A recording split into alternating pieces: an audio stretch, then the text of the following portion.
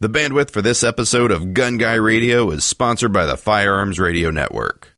Firearmsradio.tv.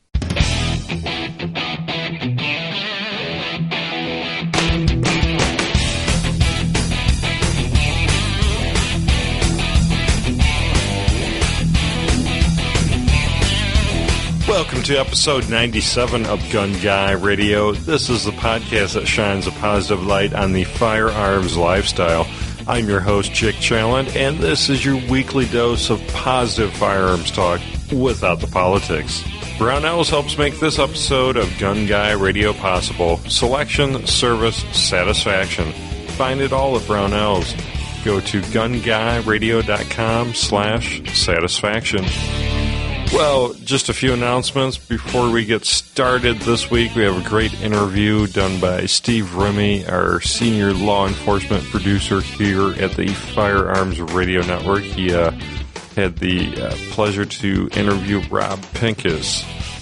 Let me get right into the Duluth giveaway. We're giving away $100 Duluth Trading Company gift cards here up before Christmas here every week to get in the running for the Duluth giveaway. You either have to leave an iTunes review or send me a receipt of your if you've purchased the Firearms Radio Network's Android app.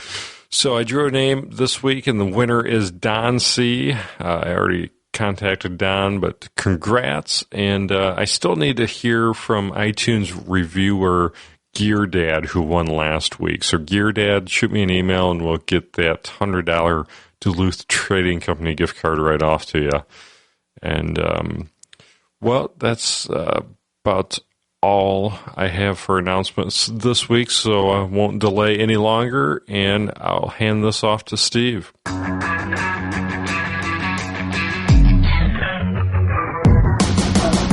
Today we're here with Rob Pincus of I.C.E. Training. Rob, you want to tell us a little bit about yourself and the start of I.C.E. Training? Sure. I appreciate you having me on the show, Steve. The short version of the history is that in 2001, I made the decision to leave full-time law enforcement work and get into the firearms industry full-time. I'd been involved in the industry in a few different ways for several years. I was a writer for SWAT Magazine. I was an adjunct instructor for a couple of training organizations. I was an avid student. I feel like my first SHOT Show was 1997. So I'd been around the industry for a long time. And actually by 2001, it got to the point where I was spending so much time doing firearms industry related things and teaching and attending schools and media projects that I had to really make the decision between law enforcement work and the media, the firearms industry, and really wanting to get away from more of the media side and getting into more of the teaching. That's really where my passion was. So I made the decision to do that.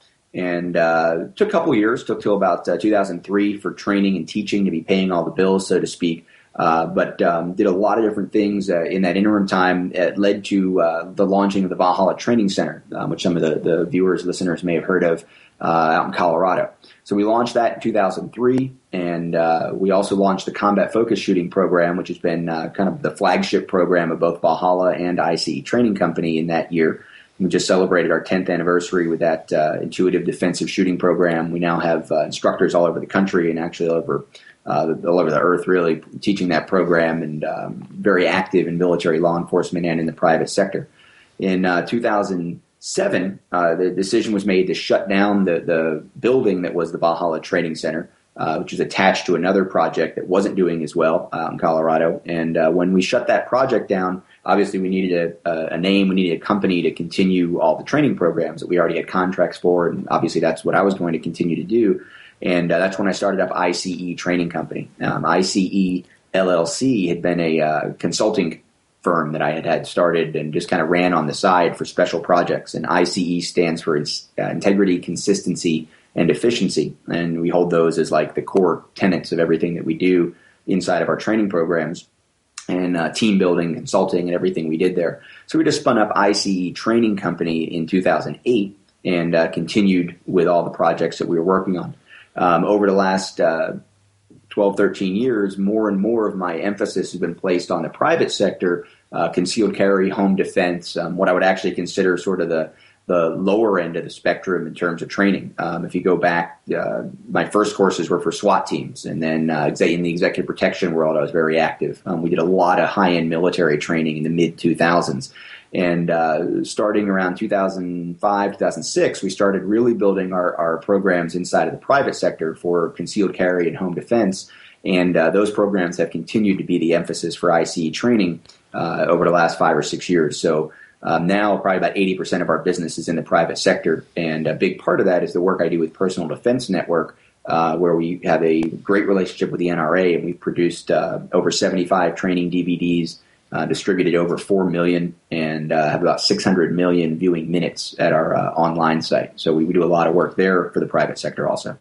Wow. Now, are these training courses that I.C.E. offers, do people have to travel to you, or do you travel to different locales for people to participate in? I usually end up on about 35 or 40 different ranges, or in 35 or 40 different training locations, classrooms, or ranges in any given year. So I do travel constantly. I'm well over 300 days a year on the road. But we still have people who travel to take the courses, because it's always, that perfect storm of financing availability, interest, time availability, and then location plays a role. So, for example, I just did a course down in Florida about 3 weeks ago, where we were in northern Florida, and only 2 of the attendees were actually from Florida. It's my home range, Ancient City Shooting Range. My business is actually located just outside of Jacksonville, Florida, and I consider that one of my home ranges down there, and I teach there a lot. And we don't see as many locals there, because a lot of locals have taken the courses, so we see a lot of people traveling in from as far away as Wisconsin and Illinois to take courses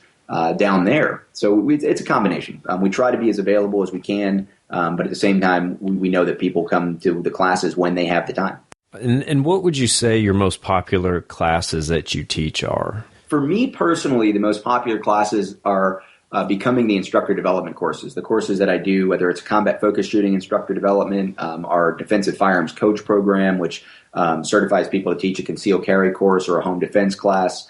Some of the extreme close quarters tactics instructor development we formally started doing about a year ago. And my work with the Association of Defensive Shooting Instructors all plays towards the instructor development side. Traditionally, overwhelmingly, the most popular course has been our 2-day combat-focused shooting pistol course. And that's really, if I had to pick, what my niche, my specialty is, it's certainly close quarters defensive pistol. We do the rifle classes, we do shotgun classes, we do a lot of other things, but the CFS program is definitely our flagship. Okay, so there's a lot of train-the-trainer type courses that you guys teach. Yeah, that's really what my emphasis has moved to over the last couple of years. That's really interesting. What has moved you towards that? Do you feel that it's a way that you can reach out and touch more people if you have more instructors with your philosophy behind them? Absolutely, and it's really, at this point, there are definitely kernels of my philosophy there, but the programs that we teach now are so heavily influenced by so many people. I mentioned the CFS program and the network of instructors we have. We have instructors who are military special operations guys. We have instructors who are law enforcement career 20-plus year guys.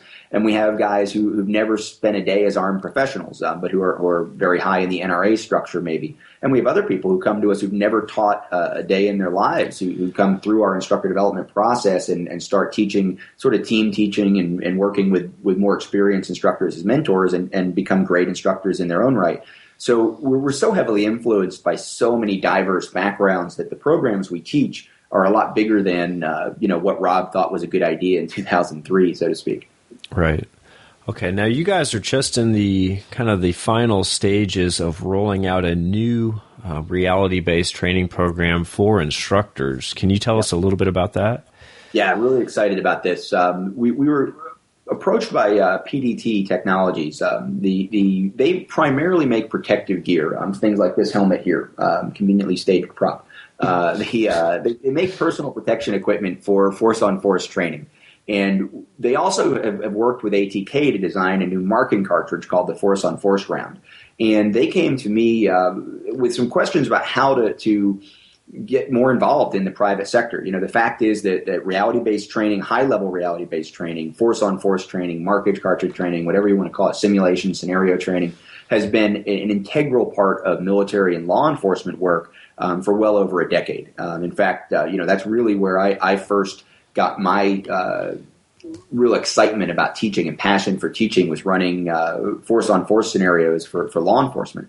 And in running those scenarios and really testing the application of skill as opposed to just developing skill, really got me excited about teaching and development. And I saw so many breakthroughs there. You know, we in the last 20 years, we've benefited primarily in the training environment through two means, I think, more than any other. One is the surveillance camera video or dash camera video. So the video that we have now, the high quality video that we get from law enforcement shootings, we see from combat cameras, and we see in the public sector, in the private sector, from the public space cameras that are all over the place, convenience stores, malls, things like that. They have educated us about the fact that we will not fight like we trained if the way we train has nothing to do with the conditions of the fight. We've seen that time and time again.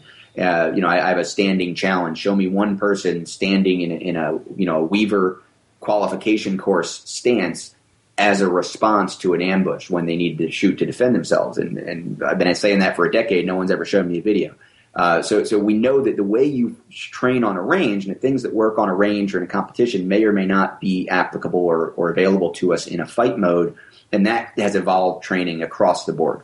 The other thing has been reality-based training, high-level reality-based training scenarios involving marking cartridges, usually well-scripted, well-run by experienced instructors who really understand what they're doing in there in terms of programming the brain, programming responses, and involving emotional components of training that you just can't get shooting at paper or shooting at steel. So those two areas have influenced, I think, the training sector more than anything else in the last 20 years. And because of that, those are the areas that I try to emphasize when I'm doing instructor development. Is that if you're not paying attention to those things, you're not looking at the lessons that we learn from them, something's missing from your skill development training. When you are shooting at paper, you are fighting against, you're learning how to punch a bag. You're fighting against someone else wearing impact gear, or when you're just shooting at steel. So the next evolution then for that instructor that I'm mentoring, they say, okay, go look at this stuff and learn lessons from it, integrate that into your skill development training, is to evolve to the point where you can now be part of seeing your own results. Now test what you've done in terms of skill development, test what you've educated your students about in this emotionally charged scenario environment. And quite frankly, that's cumbersome. It's hard to do. It's gear intensive, it's knowledge intensive, and if it's done sloppily, you can come away with some really flawed conclusions about your students' capabilities, about your own programs, and develop some false confidence or some false underconfidence, even if you have students that are failing all the time based on the way you're scripting scenarios. So to be able to influence the private sector, I think PDT, the best thing they could do was come up with a training program for instructors. So it's not about how the gear looks or what the gear, what your marketing package looks like or how you advertise in magazines or advertise in TV shows. It's really about education. Educating the consumer, and the consumer for force-on-force gear and PDT personal protective equipment is the instructor. They're the ones that are going to go out and invest hundreds, if not thousands of dollars in this stuff, and they need to understand how to use it well. And if they understand how to use it well, they will use it well. People will be excited about it, and that sector will grow inside of the private training industry. So the best way I felt like I could help them and the best way they could help me was working together to create this reality-based training instructor development course to take the person who's already really good at skill development on the range. You can teach someone how to shoot, essentially, and help them understand how to run good quality scenario training. Now, what things have you seen that have created kind of the need for standardization and certification when it comes to this reality-based training with the marking cartridges or the non-live training ammunition?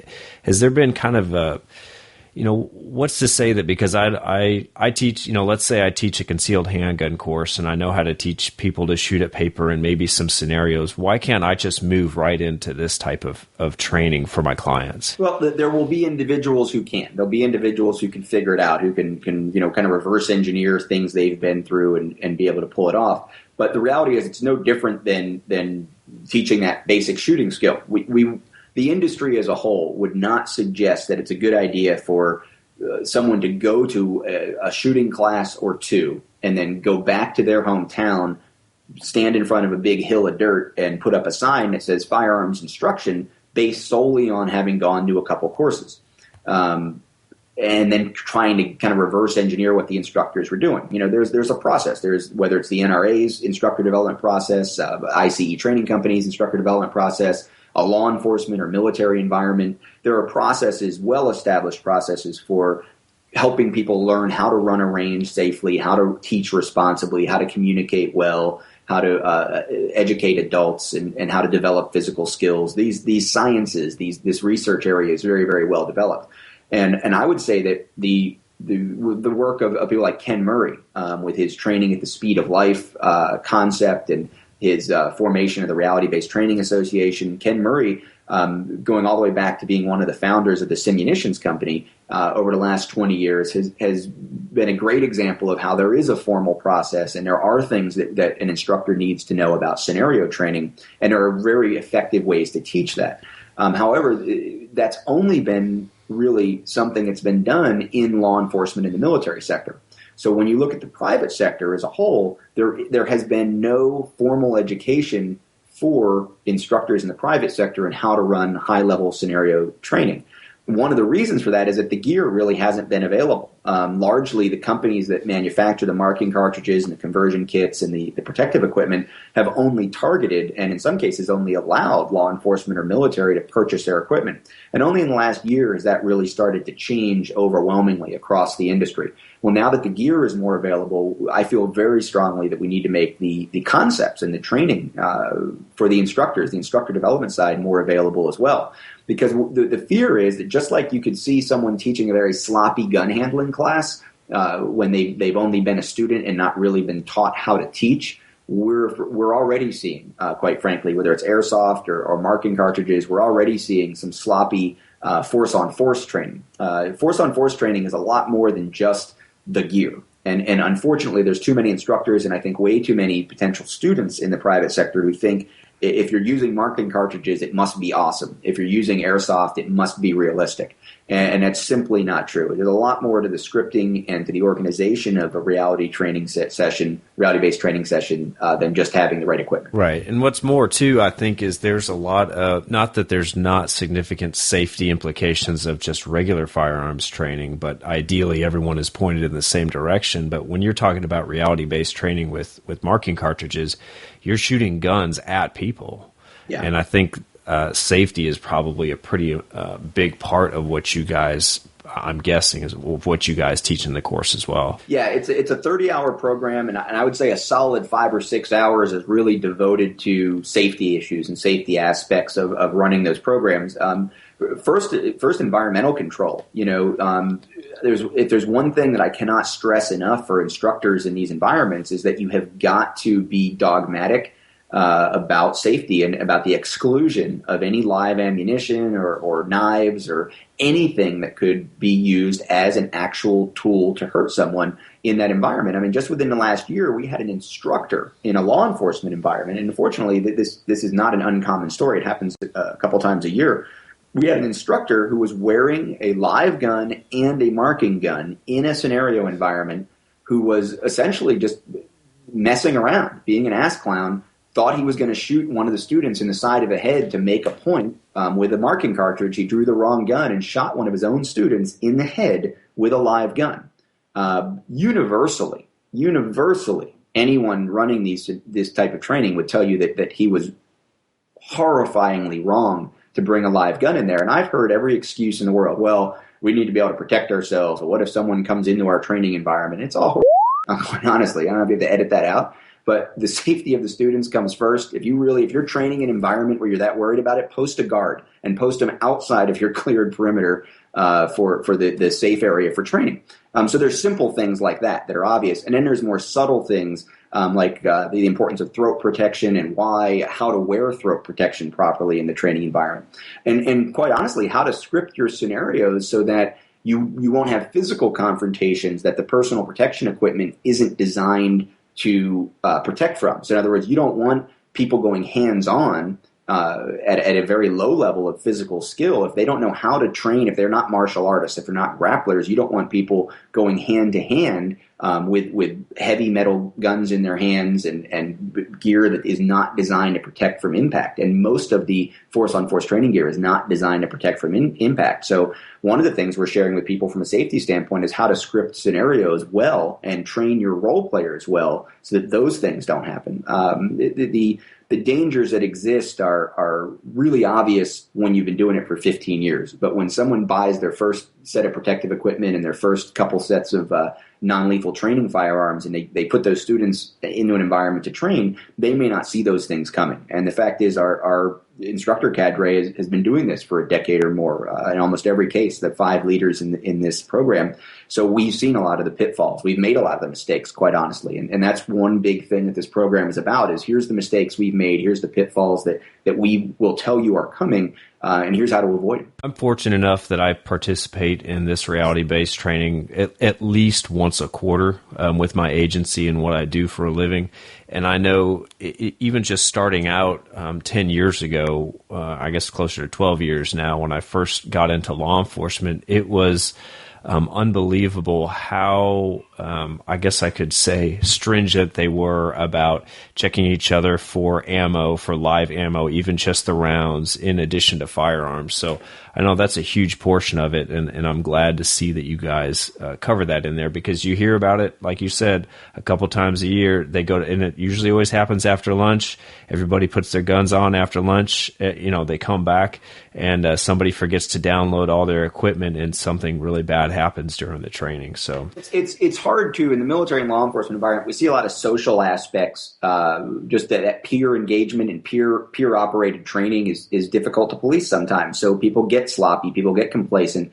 And the one incident that I was involved in, the training block that I was overseeing, we had a military group in, and there were about 6 training stations, and we had a very high-ranking individual come through a live fire training session, go over to another range that was being run by the military peer instructors, and that was a marking cartridge range, and they had him switch rifles, but they did not pat him down. They didn't check him. They didn't clear his pistol, and he ended up on a transition from a failure. When his sim rifle went down, he went to his pistol, and luckily no one was hurt, and it was in a controlled environment, safe environment for live fire anyway. But he fired a round out of a live pistol in a marking cartridge environment. They were doing CQB work against targets, not against each other, luckily. But that was strictly a peer issue. So nobody wanted to tell that high-ranking individual that he had to go through the same process as everyone else.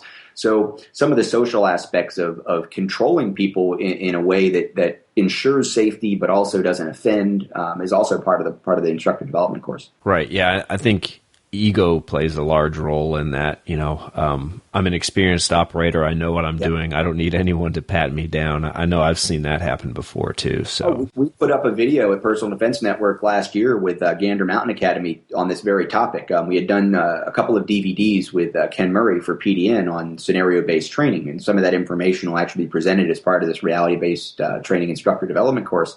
But one of the videos we put up publicly was about a safety pat-down prior to engaging in any kind of scenario training.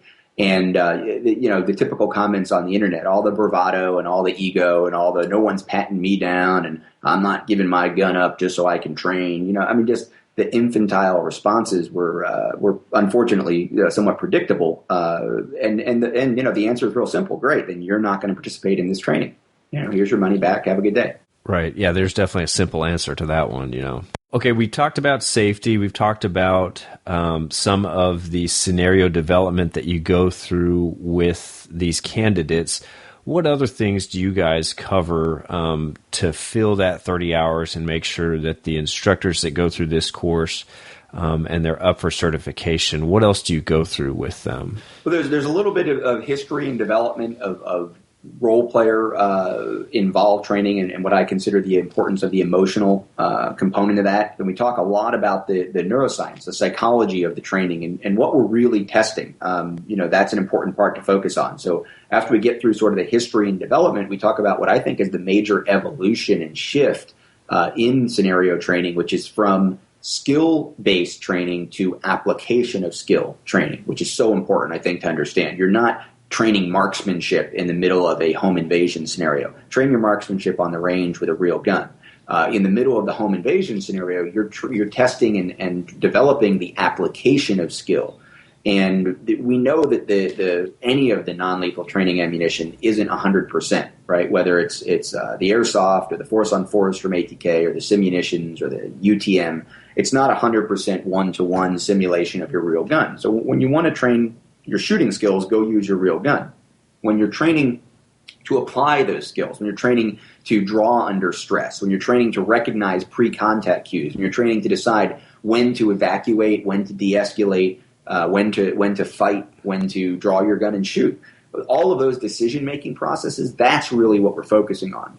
And then we go into the next block, then the most important block, I think, to understand, and one of the hardest hurdles to overcome to run high-quality scenario training is having good role players. I've run our extreme close quarters counter-ambush courses scores of times for the highest level individuals inside of our military. Been on contract with Navy components and Army components and run these courses time and time and time again. And the only thing that I think makes that training stand out, and the thing that really makes it incredibly valuable, is the quality of the role players that I've had working for me and with me, and the in-role coaching that happens, where we actually have instructors involved in these force-on-force engagements with sim guns and with impact reduction suits. So we're doing hands-on, and we're doing verbal, and we're doing awareness, and we're doing escape, and we're doing de-escalation, and there's shooting involved. And in those programs, there's so many moving pieces that if your role players sort of go rogue on you, if the role player turns it into a competition, if the role player just goes off script, all of a sudden everything starts falling apart, and the student isn't going to get the experience that the instructor in charge wants them to have and needs them to have for the training objectives to be met. On the other hand, if your role players are well controlled and are well scripted and are disciplined, and if they're part of the training objective, they understand sometimes it's their job to fall down, period. Sometimes it's their job to stay up, period. What's the emotion we're trying to elicit? What's the end game of skill application we're trying to get the student to? That's incredibly important. So we really talk a lot about role player development and the idea that student on student, force on force, really has almost no place in the high level reality-based training realm. You can do a lot of good things with student on student drills and student on student reps and student on student skill development. But when it really comes time to test the application of skill, you need to get the student out of the equation and put the person that you're evaluating and the person whose skill that you're trying to develop and response patterns you're trying to program in that scenario with role players who are going to give them the right pre-contact cues and the right amount of energy to challenge them and to steer them in a direction the scenario is designed to go. So we really emphasize that. And that'll be a big hurdle for a lot of instructors is, well, how do I get role players? Who are my role players going to be? Do I have to pay them? Who can they be former students? All that kind of stuff. And if there's a weak link in the program, it's that. It's that 6 months after we certify somebody, I'm going to see a video online where somebody's using students, and they're going to have every valid in their brain reason for doing it. Oh, my guy was sick. My guy didn't show up. I couldn't find anybody. It was too expensive. I only had 2 students, so I couldn't afford to hire a role player, so I let them go against each other. All of those excuses undermine the legitimacy of the training. So scripting role players and role player development is a huge part of this program. Then obviously we go over all the gear, all the variations in the gear. Now we're partnered up with PDT, so we'll be using their personal protection equipment. We'll be using the force-on-force round from ATK. But these principles apply across the board. And again, whether you're using a rubber band wrapped around your finger to be the gun, or you're using the best force-on-force rounds out there with the simunitions kit or whatever it is you're using, really doesn't change everything but the shooting. Up to the moment of the shooting, all the decision making, all the emotion, all the pre-contact cue recognition, all the positioning, all the dealing with bystanders, and then the aftermath of the shooting for concealed carry guys, getting on the phone, maybe medical response, inside of your home, securing your family, dealing with the police showing up at your house. All of those things are also somewhat irrelevant of which non-lethal training ammunition you're using. So the gear that we go over will be very specific to the concept and the principle and how we deal with gear as just being a tool and part of the process will be a big part of the instructor development program. And one of the cool things is anyone who does get certified will have the opportunity to purchase a sort of a starter kit from PDT. So they'll get about, it's somewhere north of $1,500, approaching $2,000 worth of gear for $1,200 if they successfully complete the course, which is kind of cool. Wow, yeah, I know some of that gear can get pretty expensive based on, because I know it provides a high level of protection too. Now, how do you guys prepare instructors to deal with the fine line of training between training civilians and training law enforcement, with that fine line being de-escalation versus further engagement? How do you guys train them to handle that? It's a big part of it. With the Ken Murray describes all the scenarios as having a series of potential outcomes, and he talks about you could run, you can talk, you can fight, or you can shoot. We're taking fight out of the equation. Because of the nature of this program, it's a 30-hour program. These are going to be what I would consider very, fundamental level coaches in terms of scenario training. And these are going to be, hopefully guys from all spectrums, but we're really like the core, the prototype of our student is the NRA certified instructor who teaches a state-approved concealed carry course, who teaches somewhere between 25 and 30 students a month, or 50 students a quarter, and now wants to take his training to the next level and offer something better and more specific to his graduates, to his students. So at that level, we don't know if this person has any concept of unarmed training or martial arts skills or grappling skills or any of that. So we're just leaving that off the table. So we're gonna script our scenarios and build this program around just simply the talk, run, or shoot scenarios. So we're taking the physical component out, the hand-to-hand component out. Okay. And the talk and run will absolutely be the right answers in some of the scenarios. As part of this program, they'll leave the course with a series of scripted scenarios designed to be incredibly time efficient, relatively easy to script with the role players, and designed to teach specific points to their students. Obviously, I don't want to go too far into what those will be and ruin it for any potential students that are watching this or listening to us right now. But they'll leave with some really nice templates and some really nice scripted scenarios that they can use. Inside of those scenarios, shoot is not always the answer. One of my biggest frustrations going back into the 90s was the fact that like 99.9% of the SWAT CQB type training that I had ever seen, or when I got on a SWAT team and participated in, involved running through an area looking for a target and then, bang, bang, whether it was finger gun, bang, bang, or sim gun, bang, bang, or a live fire into a bullet trap, bang, bang, and then, let's reset and do it again. But on the other hand, 99.9% of actual SWAT operations involve wrestling with people and pushing people out of the way and getting other family members out and pushing people down and handcuffing people, and you're wearing all this gear, and like that wasn't being trained. So I had an opportunity as part of as an adjunct team for an instructor group running some SWAT training down in Florida to really push the envelope of integrating unarmed training and the sim rounds, the non-lethal training ammunition type training. And really, it was amazingly eye-opening and just kind of changed everything for me in terms of my approach to how to do scenario-based training well, and really scripting the scenarios to what actually happens. And that sort of epiphany, just because we have these things and we're using them doesn't mean it's reality-based. We need to go back to those videos, go back to our experience of what's actually happening, and train around that. That's what makes it reality-based. Then when you add the tools in, it just becomes that much more powerful. And it was actually at one of those training scenarios, one of those training iterations, that one of the attending agencies had something called a high gear suit, an impact reduction suit designed by Tony Blauer that he uses in his unarmed training, his spear training, and then evolved into using in armed training as well with the marking cartridges. And using that suit took it to a whole nother level because it was a great suit. You could move in it. You were protected from big impacts, but you weren't immobilized like mattress and duct tape kind of suits you couldn't move in. So that put me in contact with him. And then through the early 2000s, I was a student of the SPEAR program and a student in some of the instructor development programs that Tony ran. And he ran a great program for developing reality-based training scenarios also, and really stressed the role player aspect as well. So he and I did a lot of great work together, and I learned a lot from him during that time. And it heavily influenced a lot of the things that I've done in the last decade.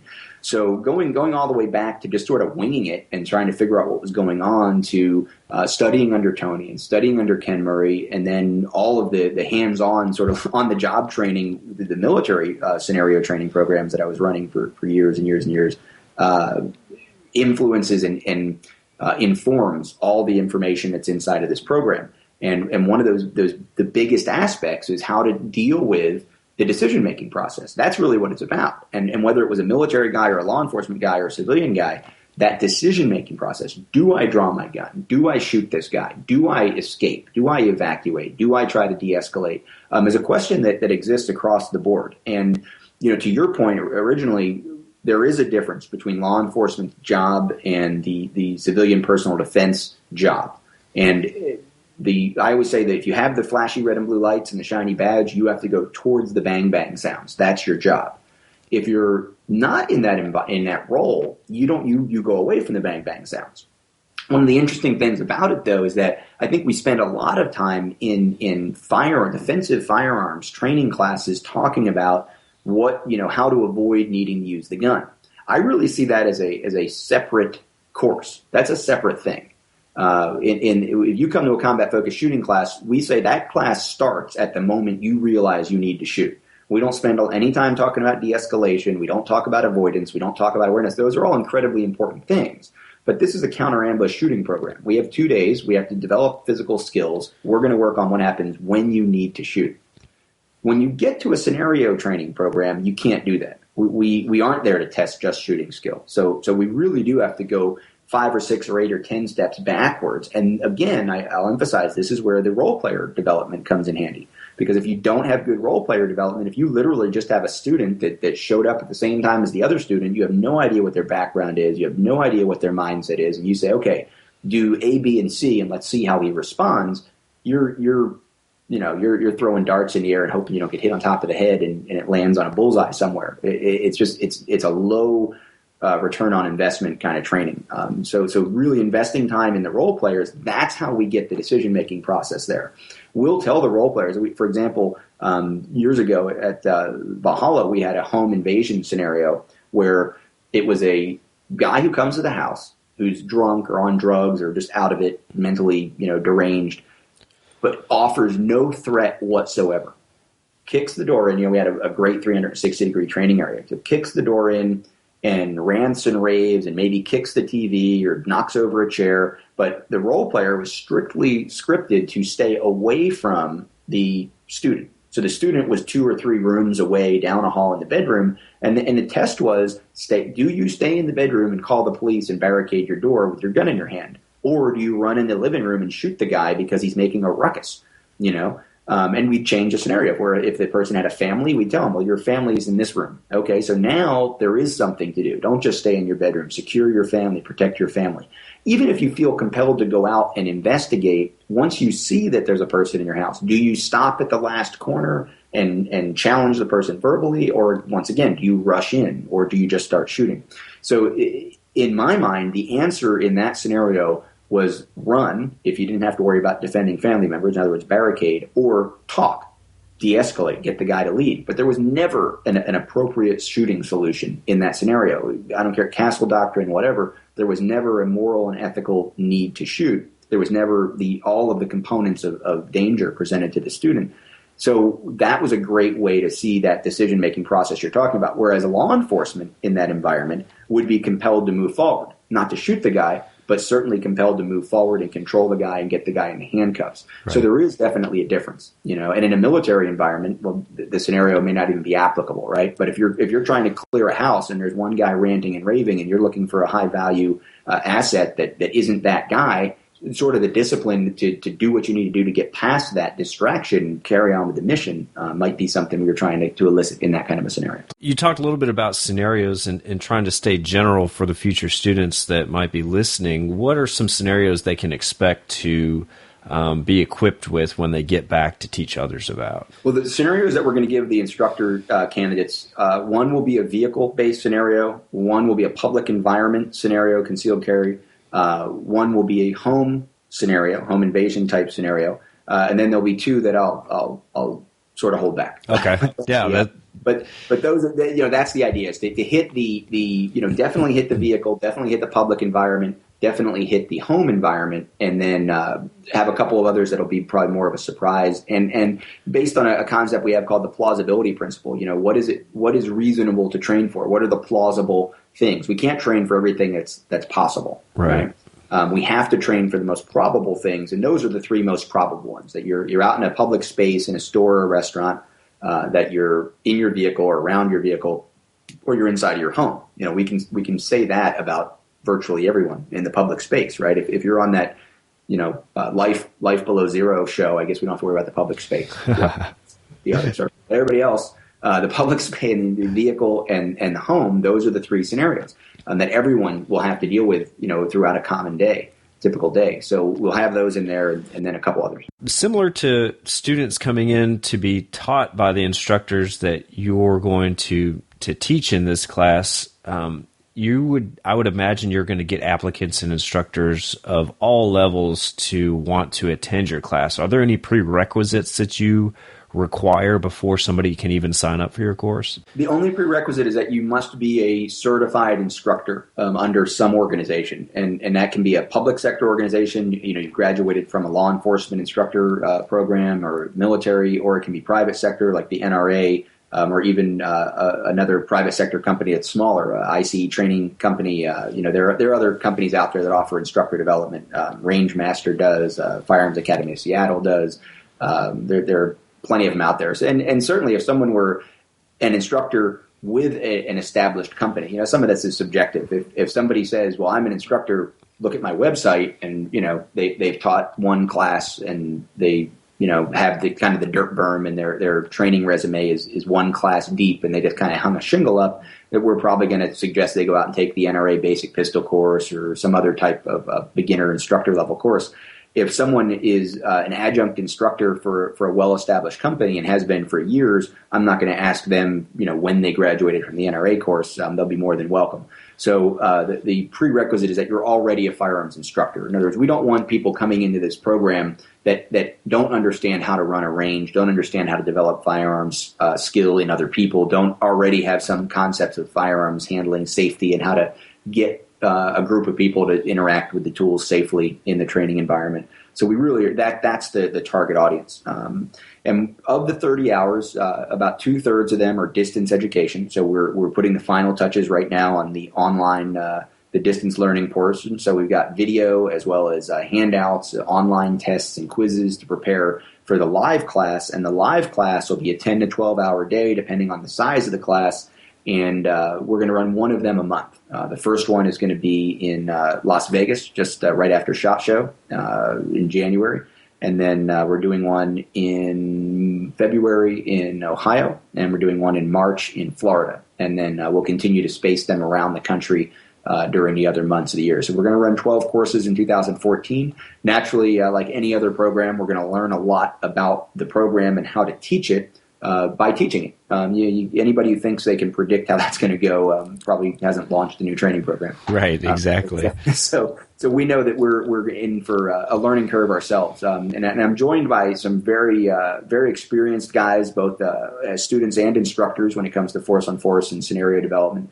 Omari Broussard at 10X Defense, Alessandro Padovane at Safer Faster Defense, Derek Poole at Echo 5 Training Group, and Barrett Kendrick at Bearco Training down in Louisiana. That's the core of our instructor team, and I have no doubt that we'll add some names to that leadership by the end of the year as well. Is there going to be a central source of information that I can go to if I want to participate in this as a student, not the instructor development class, but if I'm if I carry a concealed weapon and I think it's time to add reality-based training to my regimen, is there one place I can go to find out in my area or in the general area around me where I can find someone that's been through your course that's certified to teach this right? We'll have a list of people at the I.C.E. training.us website. PDT will also be maintaining a list of people who've graduated because obviously they're going to be using their equipment. They will have participated in that starter kit package and maybe more gear from them. So PDT will also be offering a list of certified and credentialed training companies and individuals who are going to be using the equipment. It depends on how. Honestly, I'll tell you that it depends on how big the program gets. If we max out, we're saying we're going to max out at 24 students per. If we max out the first few classes, then yeah, we'll probably throw a website up just for graduates of the reality-based training instructor development course, and maybe a Facebook page, and we'll help those instructors spread the word about when they're offering classes. The faster these programs grow and the bigger they get, then the more support they get. Like anything else, there's only so much bandwidth to go around. So the bigger the project, and I'm very excited about this one. I hope it becomes a big project. The bigger the project is, then the more attention you'll get and the easier it will be to find. A parallel would be the school attacker response course that we started up actually just about a year ago after the Sandy Hook incident last year. I had several people asking for what I.C.E. training company's response, is to how do we prepare teachers, how do we prepare students, what do we do? So we spun up a one-day instructor development course for a 2 to 4 hour seminar that could be taught to students or teachers or faculty or staff. And we ran several of those instructor development courses around the country over the last year. And we started up a website and listed all the instructors that wanted to be listed there as a resource for people looking for people to present to teachers or come into schools and do seminars. So that's an example of a project that we launched that was very successful very quickly, and it did get that kind of support. And I imagine this one will as well. For all the instructors out there that want to add this to their offerings for their students, where can they go? Should they go to your ICEtraining.us website to find out when there's going to be a class in their area? Yeah, absolutely. Or ICEstore.us. Either way, when they look at the training calendar, they look at the course offering for reality-based training instructor course. They'll see what's being offered. The online distance education part of the process will be available by the end of the year. And then the first live course, again, is about the third or fourth weekend in January out in Las Vegas. And the way it's going to work is pretty simple, pretty straightforward. You must complete the distance education portion prior to attending the live class. The course is $299, and we're going to have a discount for Association of Defensive Shooting Instructor members, so there'll be communications through ADSI for them. The reason we're doing that, normally my instructor development courses are $250 to $300 per day, and they're 3 to 5 days.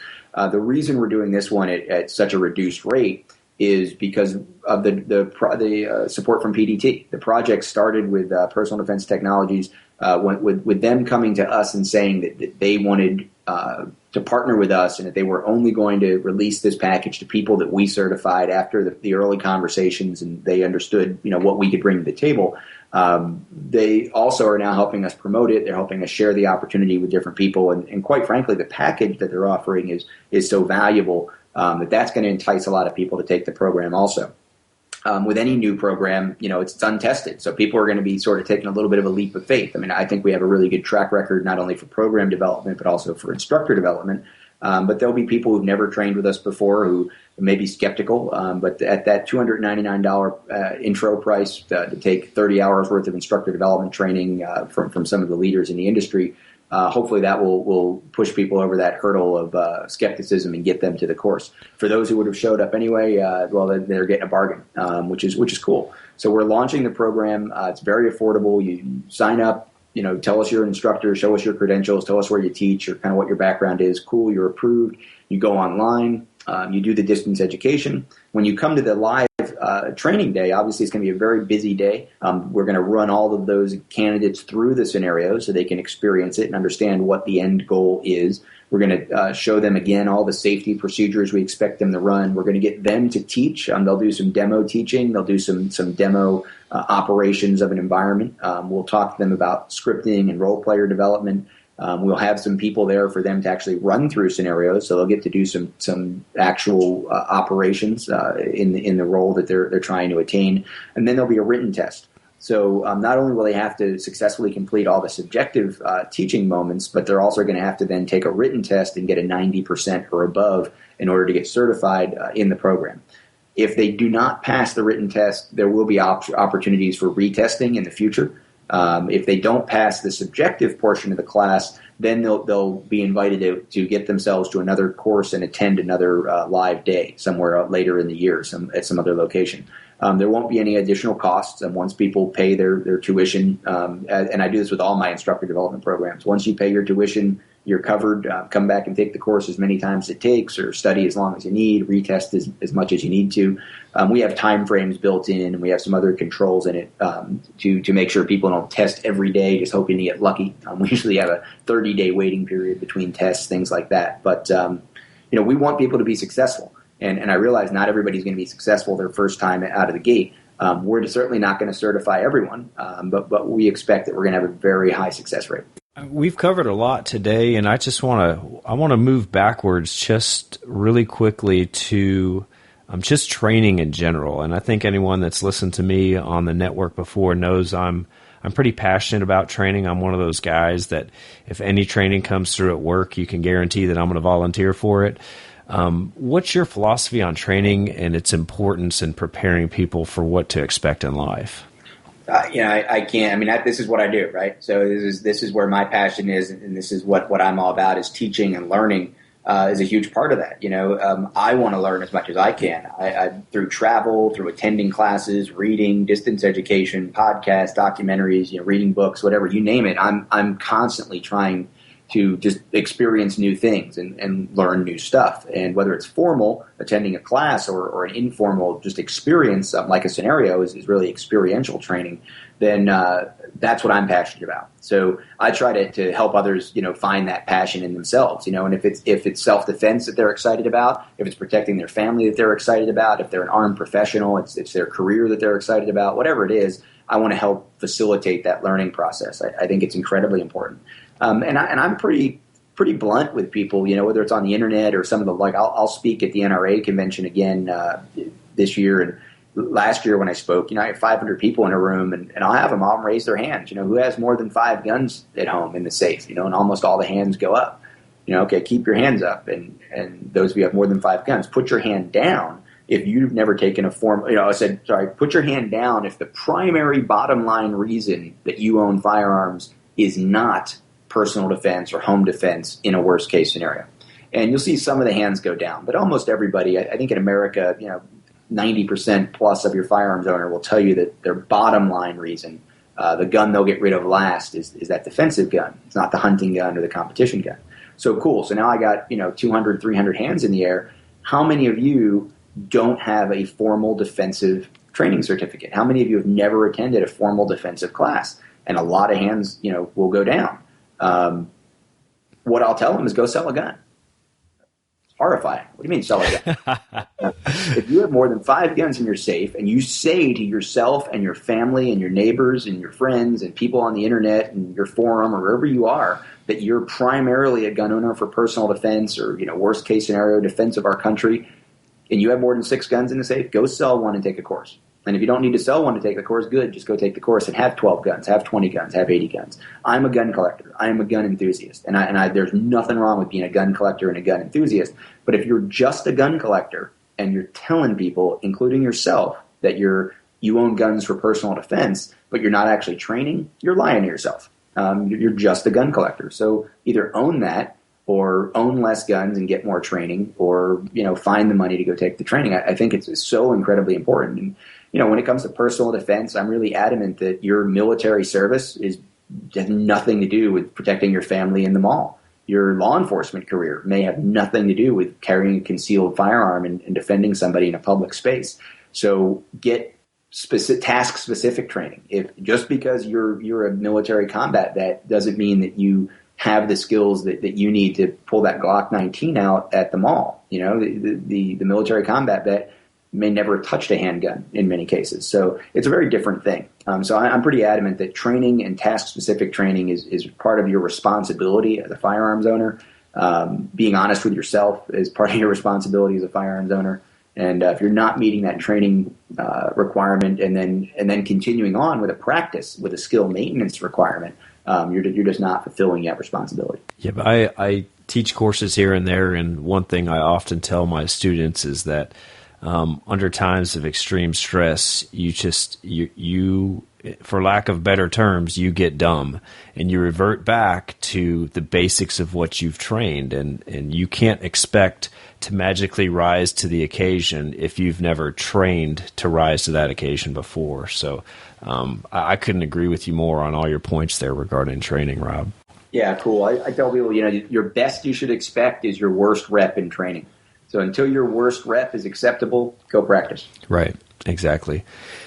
We've talked about a lot today, Rob. Is there anything else you want to cover before we move on with the show? Anything we haven't discussed that you want to talk about?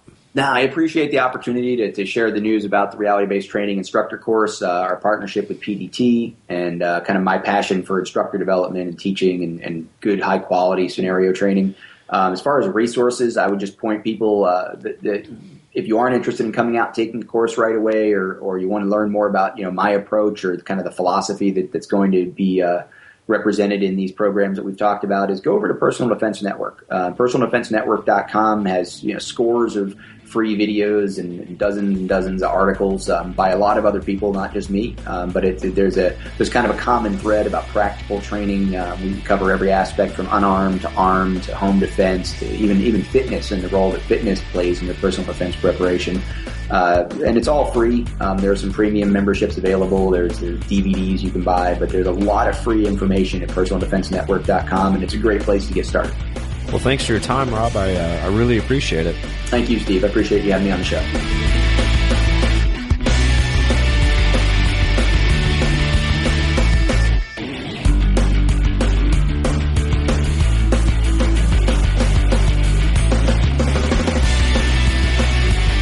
Well, what an awesome interview with Rob Pincus there. I want to give a big shout out to Rob for coming on Gun Guy Radio. Thank you.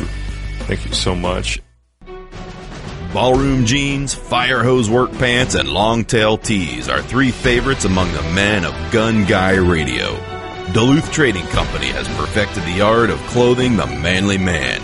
If you want manly comfort that's trusted by these gun guys, go to gunguyradio.com/Duluth and check out the other manly essentials Duluth Trading Company offers gun guys like us.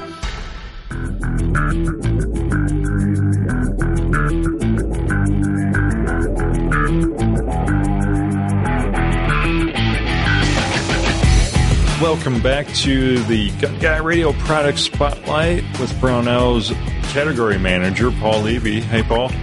Hey, Jake. How's it going? So this week we're talking a little bit about Magpul shotgun SGA stock sets.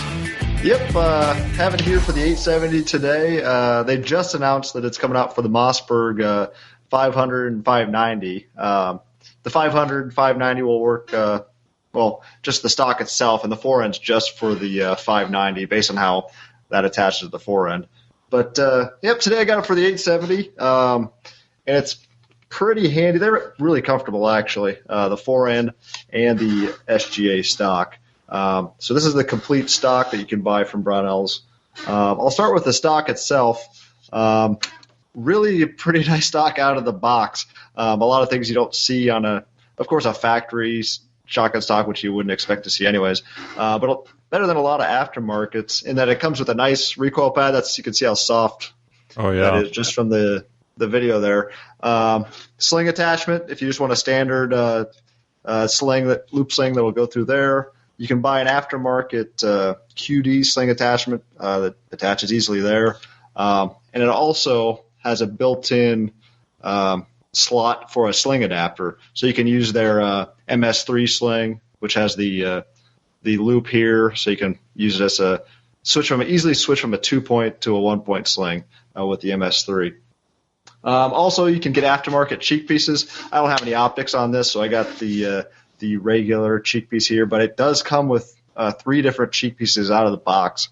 And then you can also buy different heights afterwards, too. So that's pretty cool. It's basically an entirely modular stock here.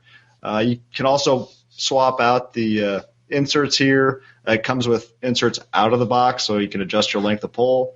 So pretty cool. Right out of the box, you got a lot of adjustability. Yeah, because especially with shotguns, fitment is pretty key. Oh, yeah. So that really makes it easy to fit it, yourself with all those options. And boy, having that nice recoil pad, that would be nice for a lot of things. For maybe shooting a slug stage on a 3-gun event or something. Yeah, and you know what? Magpul's, of course, caters more to the tactical market, or say a 3-gun shooter. But really, if you could adjust this so much, you could be shooting sporting clays or anything like that. Yeah, absolutely. Pretty well. You could put that on a Wingmaster model 870. And yeah, this is what this is. This is actually old Wingmaster Police that I just had a crummy old stock that was just beat up. And I put these two on, the stock and the forend, a Nordic extension, a new barrel, and it looks like an entirely new gun. Well, that's a good point. You could buy a police trade-in 870 for what, $300, $350, something like that. Or you can get them for nothing, and then just throw on a $130 stock set, and it feels like an entirely new gun. Handles completely different. Really, it's a nice upgrade. I have another 870, and I like taking this one out to the range a lot more, just due to the way the stock feels and handles. Moving on to the forend, this basically it looks pretty familiar if you're familiar at all with their MOE AR-15 line. Basically, the dimensions are fairly similar, but it also accepts all the MOE attachments, the light attachments, the vertical foregrips that go through the slot here. And it also has a nice texture to it, and has these ribs here, so you're not going to lose your grip on the forend, which is kind of important when you're operating a pump action shotgun. And it installs easy. It comes with a plastic forend wrench, because you do have to remove the insert here prior to taking off the old forend and then installing the new one. You of course have to tighten that. So I was pretty surprised when I opened the box and saw that it came with a wrench, because I didn't have one, of course. So that made life a little easier for me. Well, it's not like you could go to Brownells and get one. Yeah, I know. That's the running joke around here. If you have something wrong, well, you know where you can get that, And then also they do sell a front sling mount now for shotguns, which does, again, it has the same style loop as the rear sling mount for the Mossberg and the Remington 870. Again, the Mossberg the stock works for the 500, 590. Forend works for the 590. And you have they make it in my favorite color, FRN orange. Yep. So you got it in black, flat dark earth, and then you have orange. I'm sold. I gotta have that. I think the intended purpose there was police training, but if you're just you like orange, there you go. Absolutely, man. I should note too that it has the Miad style texturing on the rear of the stock. I don't know if you can see there, which has the Magpul logo kind of in there. It's a pretty nice texture, pretty. I wouldn't say rough, but you're not going to lose your grip on this stock. This is also the new texture they got on their 1911 grips. It's pretty nice texture. That's right. We should talk about those sometime. I just saw those. So it looks like if you go to brownowls.com, you can pre-order the Mossberg sets. Mm-hmm. Yep, they just started shipping those. By the time anyone sees this, they should be out there. You should be able to order it and have it delivered. Oh, that's true. Just fine. Yeah, awesome. Yep. Well, very, very cool. So do these, are there any variations to the 870s or the 590s that would prohibit using these? For the 870, I'm not sure. The Mossberg, again, the stock works with the 500, the 590, the 590A1. But the forend, I do not believe works with the 500, just the way that attaches. So you got to stick with the 590 on the Mossberg to get this forend. Okay. But as far as individual models of the 870, I'm not aware of it not working. It may just be 12-gauge models. You'd have to check our website and the specifications, the technical specifications, or check out Magpul's website for that info. Yeah, I'm thinking I need to pick up a police trade-in because for $129, I mean, that would be a pretty slick gun. Yeah, and it handles well. You can adjust it to your own length of pull, your cheek weld, and then a lot of guys are putting optics on shotguns now. and instead of getting slapped in the face, get your cheek weld right, and get that the proper height. Absolutely. Well, very cool. We're giving away product spotlight items on Gun Guy Radio and the Gun Guy Radio Brownells giveaway. And the next 2 weeks, we're going to be giving away those two products together. And you can enter by going to gunguyradio.com/winner. And also, if you want to check out the Magpul SGA stock sets we're talking about here, you can click the upper right-hand corner Buy at Brownells link, or check the show notes at gunguyradio.com. Well, Paul, thank you so much for sharing these awesome items with us every week.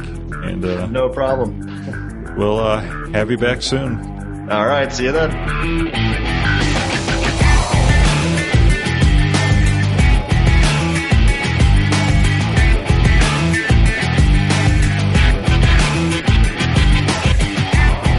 And we are to the Brownells giveaway. So you can subscribe by subscribing to the Gun Guy Radio newsletter. gunguyradio.com/winner is how you subscribe. That's how you enter the Brownells giveaway. And this month, December 22nd, we're giving away the Midwest Industries AR-15 Generation 2 SS Series handguard. So you get to pick the color, whether it's black or flat dark earth, and you get to pick the size. I believe they run anywhere from 7-inch to 15-inch. And then also we're giving you a Brownells AR-15 Critical Tools Kit to help you out on your AR-15 build. So, check gunguyradio.com/winner if you haven't already registered for our email newsletter list. If you have, you're good. You're already entered. You're entered for life. You only have to enter once. Gun Guy Radio is brought to you in part by Duluth Trading Company, where you can find free swing and flannel shirts, Shoreman's fleece jackets, wild boar footwear, and buck naked boxers. For clothes that are plain built better, go to gunguyradio.com/Duluth. And don't forget to tell them you listen to Gun Guy Radio. Gun Guy Radio says thank you and proudly displays artwork and graphics designed by Ryan Cross of Hunter of Design. HunterofDesign.com. That about wraps up the show for this week. So please don't forget to shop Brownells using our affiliate link, gunguyradio.com/satisfaction. You can send your feedback to Jake at gunguyradio.com. Don't forget to purchase those Gun Guy Radio stickers. Oh, before I forget, I had an iTunes review I wanted to address. Mr. Jim says, good job, but... and he gave us a 4 out of 5 stars, and I'm not quite sure why that is, but he says he loves the show. He says periodically on the shows you give affiliate links, but they're hard to find going back through the show notes. Could you make one page on the website listing all the affiliate links? Well, the only affiliate links that I know of are the Brownells and the FFL 123, and they both have banner ads right on the site, so you can click any of the banner ads for Brownells or FFL 123, and that's essentially going through our affiliate links. You don't have to hunt any singular link down, but I appreciate you looking for those affiliate links, Jim, and everyone else who has purchased through them. It helps pay some of the massive bills here at the Firearms Radio Network, so I really appreciate that. Don't forget to leave us that iTunes review, which also gets you entered for the Duluth giveaway. And you can also purchase the Firearms Radio Network Android app and send me a copy of the receipt to get entered. And don't forget to join the NRA and the Second Amendment Foundation. There's always links in the bottom of the show notes to go join those fine organizations. Don't forget to check out all the other great shows on the Firearms Radio Network. You can subscribe and listen for free at firearmsradio.tv/iTunes. That is the master feed that will give you all the shows. And also check out Gun Girl Radio. We're promoting Gun Girl Radio here for the next couple of weeks. Great show put on by Randy Rogers and Julie Golub, and they just do a fantastic job. And I'm no longer on the show, so you can rest easy that there's no more Jake on Gun Girl Radio, which was probably never a good idea to begin with. So check it out, Randy and Julie, gungirlradio.com. Rounds us out tonight, and I appreciate you listening, and we'll talk to you next week.